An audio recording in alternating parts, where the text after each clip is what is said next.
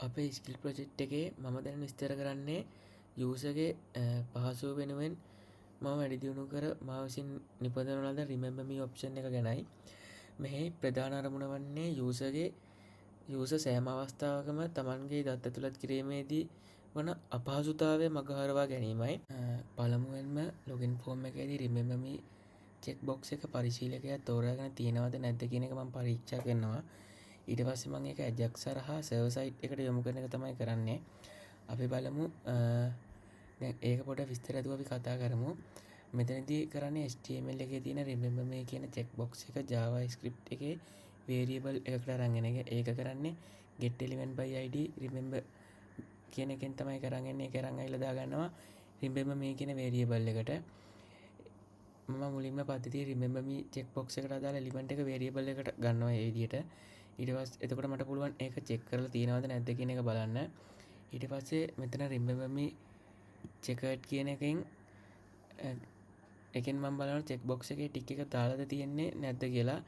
ඊළඟට මම form data object එක කරා remember me කියන එකේ දත්ත එකතු කරනවා. මෙහිදී user ටික් එක දාලා තියෙනවා නම් true ලෙසත් දාලා නැත්නම් false ලෙසත් PHP එකට දත්ත යොමු කරනවා. ඒ අනුව PHP එකෙන් තීරණය කරනවා check කුකී එකක් සෙට් කරන්න ඕනිද නැද්ද කියන එක. මම පරිශීලකයාගේ පාස්වර්ඩ් එක කුකීස් වලට සේව් කරගන්නේ නැහැ. ඒ වුණාට මම රැන්ඩම් බයිට්ස් පාවිච්චි කරලා ආමු සෙක්‍රට් ටෝකන් එකක් එහි හැෂ් වැලියු එක මම ඩේටාබේස් එකට සේව් කරගන්නවා. මේ කියපු කතාව අපි පොඩ්ඩක් විස්තරතුව කතා කරමු. remember me token කියන මෙතනදී වෙන්නේ පද්ධතිය විසින් ආමු ලෙස අකුරු සහ ඉලක්කම් සහිත 64කින් යුත් කේතයක් නිර්මාණය කරගන්නවා. පරිශීලකයාගේ සත්‍ය පාස්වර්ඩ් එක වෙනුවට ඔහුව හඳුනා ගන්න පුළුවන් තාවකාලික අනන්‍යතාවයක් ලෙස මේක පාවිච්චි කරනවා. ඊට පස්සේ මෙතන token hash password hash remember me token password default කියන ඒකෙන් වෙන්නේ අර සාදාගත්ත අපි token එක අපි කෙලින්ම database එකට save කරගන්නේ නැහැ. ඒකට අපි password hash කරලා තවත් ආරක්ෂා කරනවා. හදිස්සියේවත් කවුරු හරි database එක hack කරොත් ඔහුට මේ token එක හොයාගන්න බැරි වෙන්න තමයි මෙහෙම කරන්නේ. ඊට පස්සේ expiry date කියන එකෙන් වෙන්නේ token එකේ වළංගු කාලය අපි තීරණය කරනවා. මෙතනදී මම දින 30ක් ලබා දීලා තියෙනවා. ආරක්ෂාව සඳහා ඕනෑම token එකක් නිශ්චිත කාලයකින් පසුව අකාර්යමාන්‍ය වෙන්න ඕනි. ඒ කියන්නේ expire වෙන්න ඕනි. ඊට පස්සේ මෙතන database IOD insert into remember me tokens user ID token has expiry. ඊට පස්සේ values is user ID token has expiry කියලා ඒකෙන් වෙන්නේ අවසානයේ අපි හදපු token එක hash එක user ID එක සහ කල්ලිකුත් වීමේ දිනය remember me tokens කියන table එකේ save කරගන්න ලියපු query එකක් තමයි මේ තියෙන්නේ. ඊට පස්සේ බලමු database එකේ ඒ table එක මේ තියෙන්නේ table එකේ දැන්ට එහෙම හදාගත්ත token ටික තමයි මේ තියෙන්නේ. ඊට පස්සේ මම ඒ token එක පරිශීලකයාගේ browser එකේ cookie එකක් ලෙස දින 30ක කාලයක් ගබඩා කරලා තියෙනවා. මෙහිදී මම සත්‍ය පාස්වර්ඩ් එක වෙනුවට token එකක් පාවිච්චි කිරීම නිසා පද්ධතියේ ආරක්ෂාව තහවුරු වෙනවා.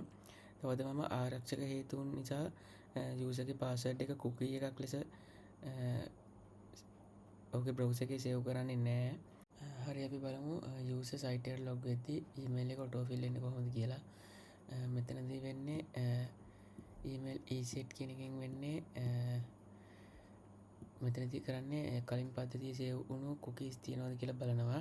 ඊට පස්සේ තිබුණොත් ඒවා variable එකකට ගන්නවා. ඊට පස්සේ මෙතන remember me e-set cookies skills of remember me true or false කියලා තියෙන එකෙන් වෙන්නේ අපි කලින් හදපු සක token එක remember me cookies එකේ තියනවාද කියලා බලන එක. තිබුණොත් remember me කියන එක true වෙනවා නැත්නම් false වෙනවා. මෙතනදී පරිශීලකයා remember me පාසුවම භාවිත කරලා තියෙනවද කියලා මට තහවුරු කරගන්න පුළුවන්. ඊට පස්සේ PHP එකෝ HTML special characters $n email කියලා දාලා තියෙන එකෙන් වෙන්නේ අර cookie එකෙන් ගත්ත email එක login form එකේ text box එක ඇතුලේ පේනවා. මේක හරිම වැදගත්. මෙහෙම කරන්නේ user ඇතුළත් කරන දත්ත හරහා සයිට් එකට වෙන්න පුළුවන් ප්‍රහාර වලින් වළක්වන එක. ඒ කියන්නේ දත්ත ආරක්ෂිතව පෙන්වන එක. මම cookies එකෙන් ලබාගත් email එක ඉතාමත් ආරක්ෂිතව login form එකේ මේ දැන් පෙන්නනවා. එවිට පරිශීලකයාට නැවත ඊමේල් එක ටයිප් කරන්න ඕනේ ඔහු ලොග් වෙන්න යද්දී එයාගේ ඊමේල් එක ඔටෝ ෆිල් වෙලා තියෙනවා. ඒකෙන් යූසර්ට ලොකු පහසුවක් අත් වෙනවා. ඒ කියන්නේ එයාට ඊමේල් එක අමතක වුණොත් එහෙම ඒක ඔටෝ ෆිල් වෙන එකකින් එයාට පහසුයි.